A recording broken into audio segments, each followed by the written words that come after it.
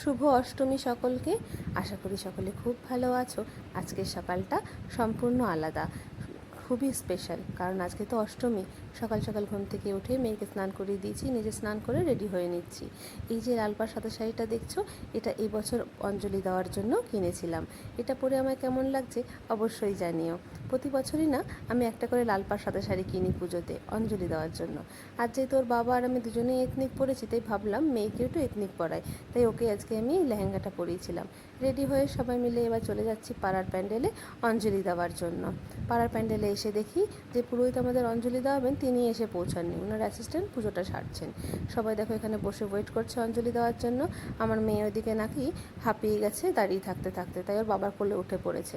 ওর নাকি আর ভালো লাগছে না। এরপর অঞ্জলি দিয়ে বাড়ি ফিরে মা মেয়েতে একটু সেলফি তুলে নিলাম, সুন্দর করে সেজেছি বলে কথা। তারপর চেঞ্জ করে নিয়ে সোজা চলে এসেছি রান্নাঘরে। এবার অনেকটা বেলা হয়ে গেছিলো, তাই দুপাশেই আমি দুটো গ্যাসেই রান্না বসিয়ে দিয়েছি। এদিকে চালটা রেডি করে নিচ্ছি পোলাওয়ের জন্য। যেহেতু অষ্টমী, তাই একটু স্পেশাল মেনু তো বানাতেই হয়, কিন্তু সম্পূর্ণটা নিরামিষই হবে, কারণ অষ্টমীর দিন আমরা নিরামিষ খাই। এদিকে পোলাওয়ের চালটা ভেজে নিয়ে জলটা গরম করে নিয়েছিলাম, সেটা দিয়ে দিয়েছি, ঢাকা দিয়ে দিয়েছি। 10 মিনিট পর ঢাকা খুলে ব্যাস মোটামুটি রেডি হয়ে গেছে পোলাও। তার মধ্যে কাজু কিশমিশ নুন মিষ্টি দিয়ে আবার একটু ঢাকা দিয়ে দেবো, তারপর ঢাকা খুলে পরিবেশন করব। আজকে আমাদের মেনুতে ছিল পোলাও, বেগুনি, আলুর দম আর পনির। ধন্যবাদ সকলকে।